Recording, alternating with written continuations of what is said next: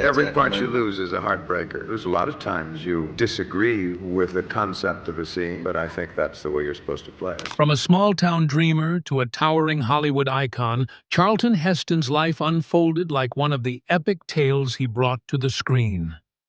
A chance encounter ignited his remarkable career, revealing behind-the-scenes drama from some of his most legendary roles.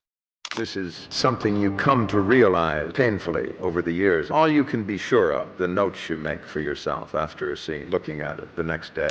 Yet, no account of Heston's life is complete without Lydia, his wife of 64 years. Their unbreakable bond endured the highs and lows of fame and politics, leaving behind a legacy that transcended their time.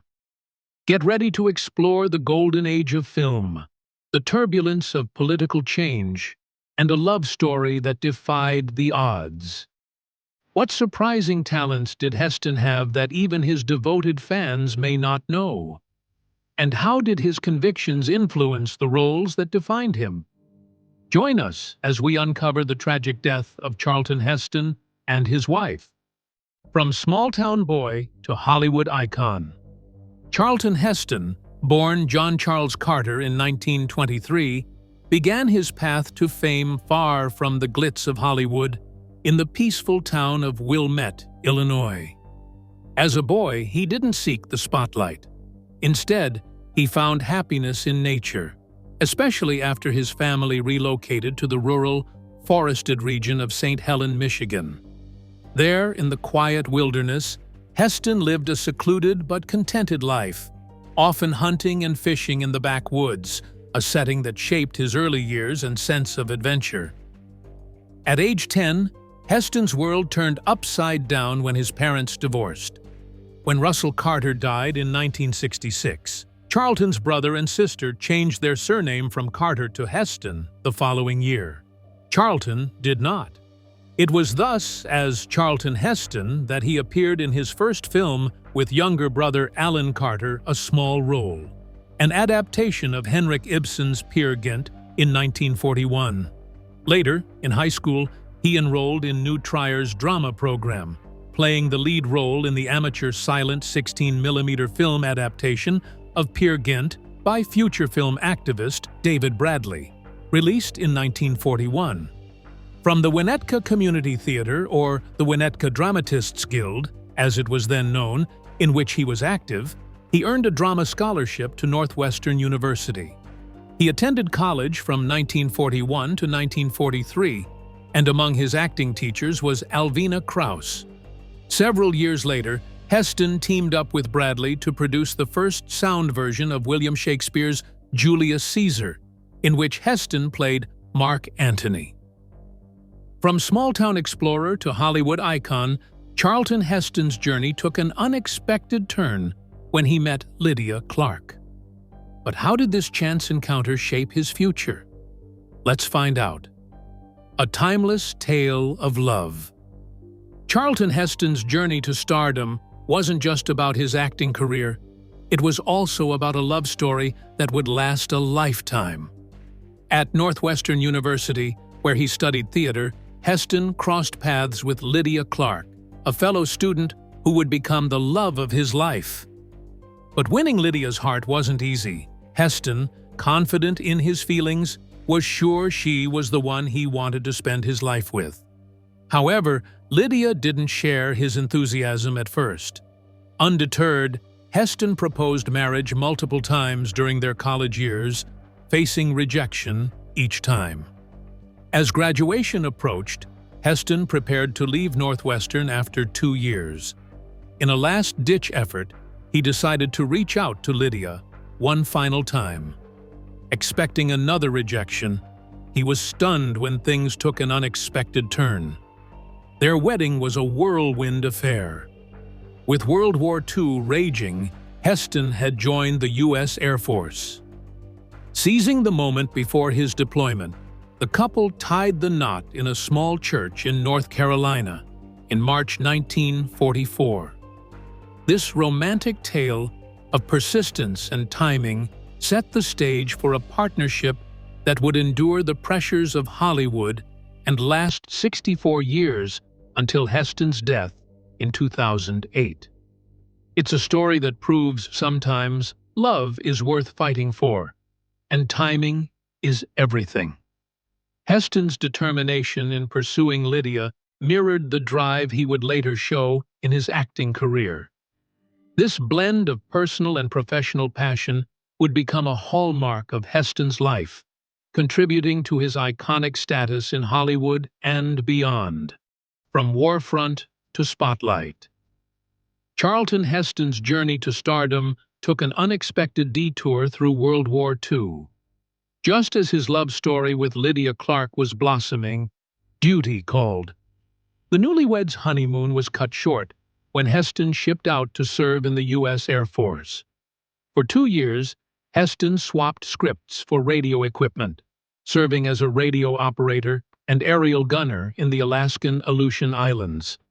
This experience, far from the glitz of Hollywood, shaped the young actor's character and provided real-world grit that would later infuse his on-screen performances.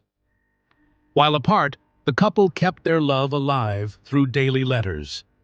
These heartfelt exchanges not only sustained their relationship, but also honed Heston's writing skills, a talent that would serve him well in his future career. Upon his return from service, Heston reunited with Lydia, and together they set their sights on conquering the theater world. Their first stop? New York City, the beating heart of American theater. The couple's early days in the Big Apple weren't glamorous. They started as artist models, a humble beginning for a future Hollywood icon. But Heston and Lydia were dreamers with ambition. They soon ventured to North Carolina, where they bravely attempted to run their own theater for a year. This hands-on experience in all aspects of theater production proved invaluable. It gave Heston a deep understanding of the craft that would set him apart in his future Hollywood career. Their time in North Carolina was brief, as Heston's sights were set on an even bigger stage, Broadway. In 1948, the couple returned to New York, armed with experience, determination, and a new stage name that would soon be known worldwide: Charlton Heston. Broadway breakthrough and Hollywood calling. Back in New York, Charlton Heston was eager to make his mark on Broadway. But before stepping into the spotlight, he needed a name that matched his ambition. Drawing from his heritage, he combined his mother's maiden name, Charlton, with his stepfather's surname, Heston, creating the stage name that would soon become iconic. With this new identity, doors began to open. Broadway embraced Heston, and his breakout role as Proculius in Antony and Cleopatra put him on the map. The performance caught the attention of CBS, who quickly cast him in their production of Julius Caesar. From that moment on, Heston's career gained momentum.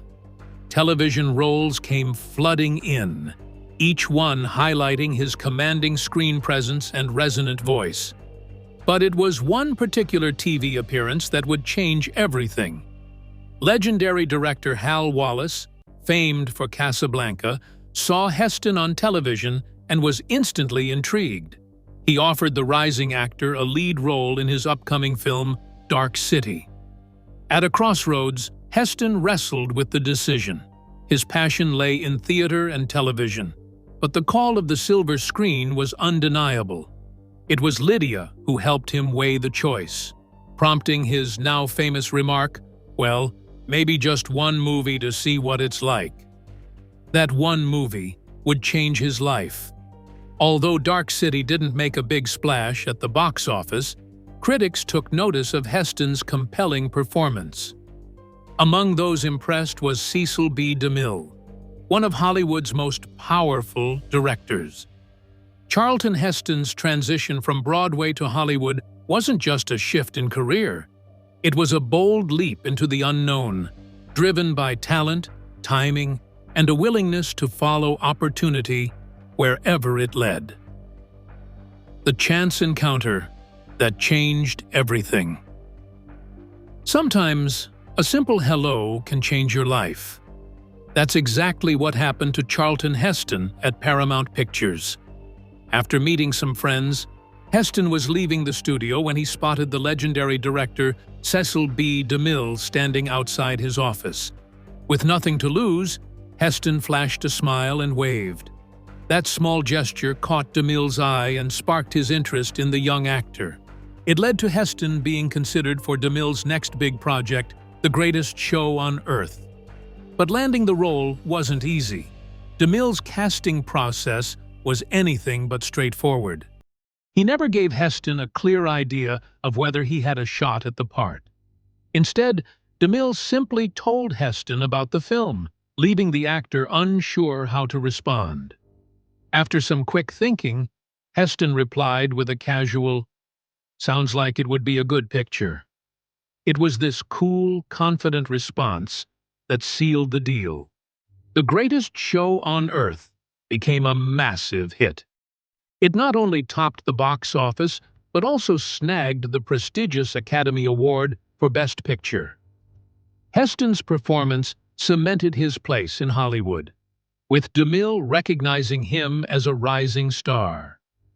Heston's journey from that chance encounter to Hollywood stardom is a tale of being in the right place at the right time, and having the confidence to make the most of it. It's the kind of story that makes us believe in the magic of Hollywood, where dreams can come true in the blink of an eye. Becoming Moses and the voice of God. Charlton Heston's portrayal of Moses in The Ten Commandments wasn't just a role, it was a transformation that would define his career. Standing at 6'3" with a muscular build and chiseled features, Heston was the perfect physical match for the biblical hero. Director Cecil B. DeMille saw Heston's potential immediately. When he imagined Heston with a beard, he saw a striking resemblance to Michelangelo's famous sculpture of Moses. This vision sealed Heston's fate as the iconic prophet. To prepare for the role, Heston dove deep into the Old Testament. But he didn't stop there. In a commitment to authenticity, he chose to perform barefoot, enduring the rocky terrain of Mount Sinai. This dedication brought a raw, genuine quality to his performance that resonated with audiences. But Heston's involvement in the film went beyond playing Moses. In a little-known fact, he also lent his voice to God in the famous burning bush scene. DeMille, wanting to keep the voice actor's identity a secret, claimed it was an unknown performer. This dual role added an intriguing layer to Heston's already powerful performance. The film even became a family affair. Heston's infant son, Fraser, made an appearance as baby Moses in the basket scene. DeMille timed the filming to match Fraser's age with the biblical narrative, adding another touch of authenticity to the epic tale.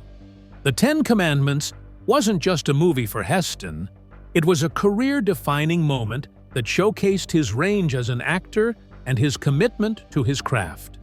From playing Moses to voicing God, Heston conquered biblical epics. But how did he fare when working with cinema's most demanding directors? Let's explore Heston's collaborations with Orson Welles and William Wyler, working with Hollywood legends. After his success in biblical epics, Charlton Heston found himself collaborating with two of cinema's most renowned directors, Orson Welles and William Wyler. These experiences would test Heston's adaptability and shape his approach to acting. Heston's work on Touch of Evil with Orson Welles was a breath of fresh air.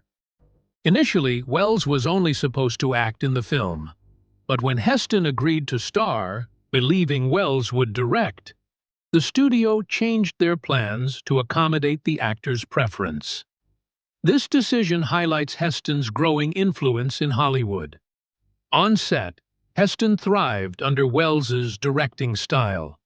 Welles gave actors the freedom to interpret their characters and improvise dialogue. This creative liberty allowed Heston to explore his craft in new ways, resulting in a performance that would later be recognized as part of a classic film. However, Heston's experience with William Wyler on Ben-Hur was starkly different. Excited about his role in the epic, Heston prepared extensively, even writing a detailed memo with suggestions for his character's first scene. But he quickly learned that Wyler had a very different approach. Wyler, known for his meticulous planning, had already mapped out every scene and character arc. He didn't appreciate suggestions that deviated from his vision. This clash of creative approaches led to a noticeable distance between director and star during filming. These contrasting experiences with Wells and Wyler taught Heston valuable lessons about flexibility in his craft. He learned to adapt to different directing styles, a skill that would serve him well throughout his career. The making of a Hollywood epic. Ben-Hur wasn't just a movie for Charlton Heston, it was a test of endurance, skill, and dedication that would lead to his greatest triumph. The film's iconic chariot race scene became a symbol of Heston's commitment to his craft. Arriving on set a month early, Heston dove into intense preparation. He spent 6 grueling weeks learning to drive a 4-horse chariot. The training was so demanding that Heston felt like his arms might be torn from their sockets. But his hard work paid off, resulting in one of cinema's most thrilling sequences. Heston's dedication extended beyond physical stunts. He immersed himself in every aspect of his character, bringing a depth to Judah Ben-Hur that resonated with audiences worldwide. The film's success was unprecedented. Ben-Hur became the highest-grossing movie of its time and swept the Academy Awards, winning an impressive 11 Oscars. For Heston, the night was particularly special. He took home the Best Actor award, his first and only Oscar nomination, and win. But the path to this triumph wasn't always smooth. Heston faced challenges, including difficulty with emotional scenes. In one instance, struggling to cry on cue, he resorted to covering his eyes and faking sobs to convey the required emotion. Director William Wyler's perfectionism added another layer of complexity. Heston recalled filming a seemingly simple scene of walking across a room multiple times because Wyler was trying to recapture a spontaneous moment from the first take. Despite these challenges, or perhaps because of them, Ben-Hur stands as a testament to Heston's talent and perseverance. It transformed him from a successful actor into a Hollywood legend, setting a new standard for epic filmmaking and unforgettable performances. The secret script. While Ben-Hur made Charlton Heston a legend, there was a hidden story beneath the surface that he never knew. It involves a controversial interpretation of the relationship between Ben-Hur and his friend-turned-enemy, Messala. Gore Vidal, the talented writer brought in to polish the script, had a unique take on the characters. He saw the intense betrayal between Ben-Hur and Messala as more than just political differences. To Vidal, it seemed like the reaction of a scorned lover. This interpretation added a layer of complexity to the story, suggesting a romantic history between the two men. However, there was a catch. Heston was never told about this subtext. Why keep it a secret? Director William Wyler knew that Heston had strong views against homosexuality. To avoid conflict and ensure a smooth production, Wyler instructed Vidal to keep this interpretation under wraps. Only Stephen Boyd, who played Messala, was let in on the secret. He subtly incorporated this subtext into his performance, adding depth to his character that went unnoticed by his co-star. Years later, when Vidal revealed this hidden aspect of the script in a documentary, Heston reacted strongly. He not only rejected Vidal's interpretation, but also denied that Vidal had any significant involvement in the film. This behind-the-scenes drama shows how complex filmmaking can be. Different interpretations, hidden motivations, and conflicting views all played a part in shaping Ben-Hur into the classic we know today. It also raises interesting questions about artistic interpretation and the power of subtext in storytelling. How much of what we see on screen is shaped by hidden meanings that even the actors might not be aware of? From Hollywood hero to political activist. After the monumental success of Ben-Hur, Charlton Heston faced an unexpected challenge, living up to his own legacy.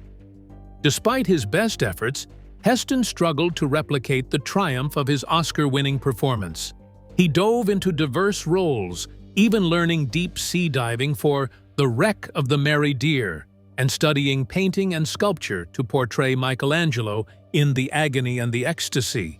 But these films, despite Heston's dedication, failed to match Ben-Hur's box office success. As his Hollywood star power fluctuated, Heston found a new passion: political activism.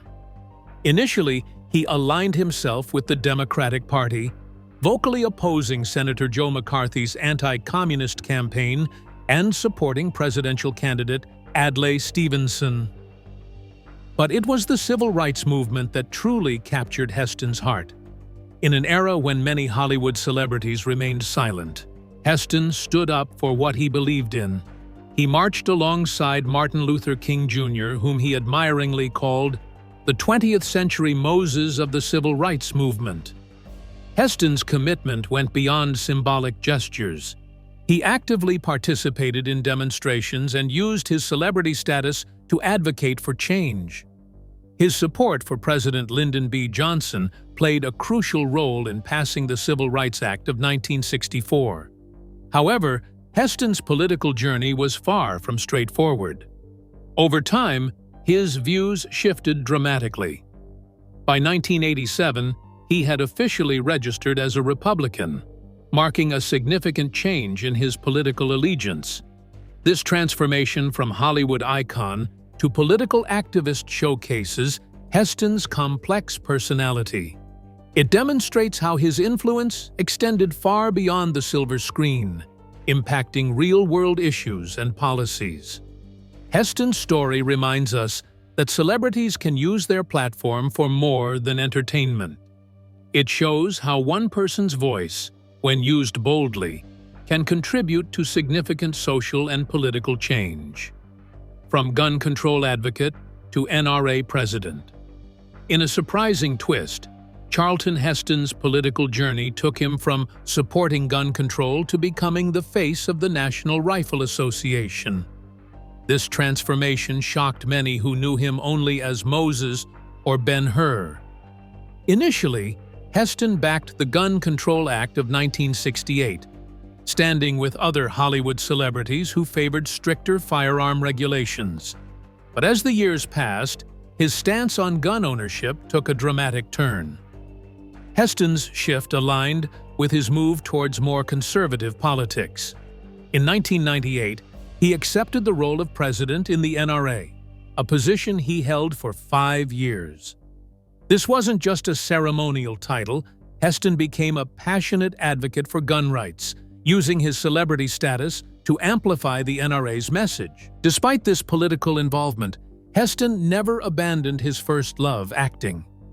He continued to take on roles in various mediums, proving his versatility as a performer. He even hosted Saturday Night Live twice and made a guest appearance on the hit sitcom Friends, showing he could adapt to changing entertainment trends. Heston's career also took an unexpected turn when he starred in the primetime soap opera The Colbys for 2 years in the late 1980s. He even collaborated with his son Fraser, remember the baby Moses, to produce and appear in several TV movies. This phase of Heston's life demonstrates how public figures can reinvent themselves. From biblical epic star to political activist, from gun control supporter to NRA president, Heston's journey was anything but predictable. His story raises intriguing questions about celebrity influence, political evolution, and the complex relationship between personal beliefs and public persona. It shows that even iconic figures can surprise us with their choices and transformations. controversy, and final curtain.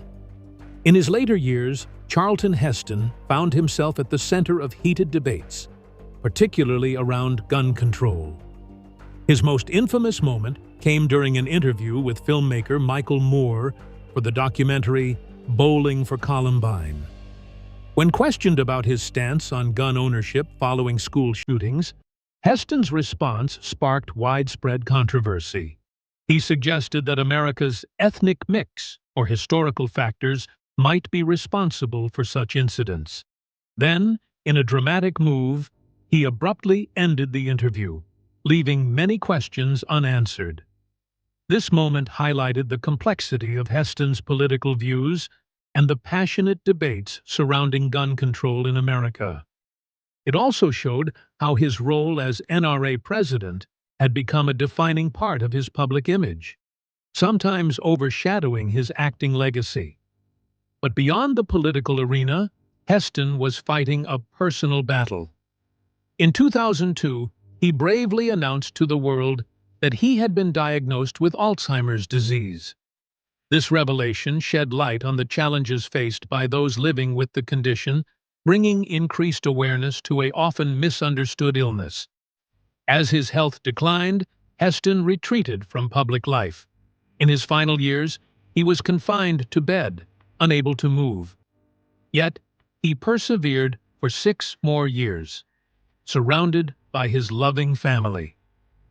Heston's journey came to an end in April 2008, when he passed away from pneumonia at the age of 84. His death marked the end of an era in Hollywood, closing the chapter on a career that spanned biblical epics, science fiction classics, and political activism. Charlton Heston's life story, from his rise to stardom to his controversial later years, reminds us of the complex nature of public figures. It shows how a person can evolve, surprise, and sometimes divide opinion, all while leaving an indelible mark on popular culture. A legacy larger than life. In July 2003, Charlton Heston made his final public appearance when he received the Presidential Medal of Freedom at the White House from President George W. Bush. By March 2005, newspapers began reporting that his illness had progressed significantly, often leaving him unable to get out of bed, much to the shock of his family and friends. On the morning of April 5, 2008, Heston passed away at his home in Beverly Hills, California, with his wife of 64 years, Lydia, by his side. He was 84 years old. The family did not initially disclose the cause of death, though media reports a month later suggested pneumonia. When Charlton Heston took his final bow, the world lost more than just an actor. It lost an icon. Tributes poured in from prominent figures. President George W. Bush described Heston as a man of character and integrity, with a big heart. He served his country during World War II, marched in the Civil Rights Movement, led a labor union, and vigorously defended Americans' Second Amendment rights. Former First Lady Nancy Reagan expressed her heartbreak over Heston's death, stating, "I will never forget Chuck as a hero on the big screen in the roles he played. But more importantly, I considered him a hero in life for the many times he stepped up to support Ronnie in whatever he was doing." Heston's funeral was held a week later, on April 12, 2008. The service took place at the Episcopal Parish of St. Matthew's Church in Pacific Palisades, where Heston had been a regular attendee since the early 1980s. He was cremated, and his ashes were given to his family. However, Heston's legacy didn't end with his funeral. The accolades kept coming, cementing his place in American culture. He was inducted into the Hall of Great Western Performers at the National Cowboy and Western Heritage Museum, a fitting tribute to his unforgettable roles in Westerns. His home state of Illinois bestowed upon him its highest honor, the Order of Lincoln. This award recognized not just his acting prowess, but his contributions to society as a whole. Heston was named a laureate of the Lincoln Academy of Illinois, joining an elite group of individuals who have brought honor to the state. Heston's story doesn't end with his death. It lives on through his films, his advocacy work, and the memories of those he inspired. The house that Ben-Hur built. When Charlton Heston wasn't conquering Hollywood, he was busy building his dream home. After his blockbuster success in Ben-Hur, Heston set his sights on creating a personal paradise in Beverly Hills. This wasn't just any celebrity mansion. Heston hired William S. Beckett, a renowned architect, to bring his vision to life. The result? A stunning 10,000-square-foot home that became known as the house that Ben-Hur built. For decades, this architectural marvel was more than just a house. It was Heston's sanctuary. He lived there for the rest of his life, surrounded by memories of his illustrious career and loving family. But what happened to this iconic home after Heston's passing? In 2015, 7 years after his death, the Heston family decided to put the property on the market. It didn't take long for a buyer to snatch up this piece of Hollywood history. French director Luc Besson purchased the mansion for a cool $12.2 million, ensuring that the legacy of the house that Ben-Hur built would live on. As for Heston's prestigious awards, they found new homes too. His son Fraser inherited the coveted Oscar for Best Actor that Heston won for Ben-Hur. This golden statuette, once proudly displayed on a table in Heston's study, now serves as a tangible reminder of his father's greatest triumph. Heston's daughter Holly received a different kind of treasure: her father's Jean Hersholt Humanitarian Award. This special Oscar, given for Heston's charitable work, reflects a side of the actor that often went unnoticed amid his on-screen heroics and off-screen controversies. From his dream home to his hard-earned accolades, Charlton Heston's legacy continues to inspire and intrigue, reminding us of the golden age of Hollywood and the larger-than-life stars who defined it. While Heston's legacy lives on through his iconic home and awards, there's another story waiting to be told. Who was the woman behind the legend? And how did Lydia's own career and passions shape the Heston family's Hollywood journey? Let's meet Lydia Clark Heston, the woman behind the legend. While Charlton Heston made headlines, his wife, Lydia Clark Heston, was the unsung hero of their 64 years love story. Her recent passing at 95 marks the end of an era, closing the final chapter of a Hollywood romance that began in a college theater class. Lydia wasn't just arm candy for a movie star. She was an accomplished actress in her own right, starring in Broadway's Detective Story and films like The Greatest Show on Earth alongside her husband. But as Charlton's career skyrocketed, Lydia made a bold move.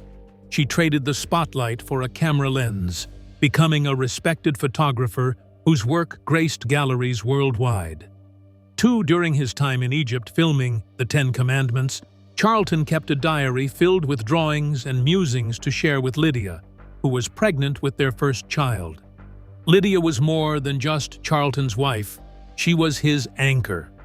She stood by him through his Hollywood triumphs, his political transformations, and even his battle with Alzheimer's. Their son Fraser described her as vibrant and adventurous, sailing every sea despite being prone to seasickness.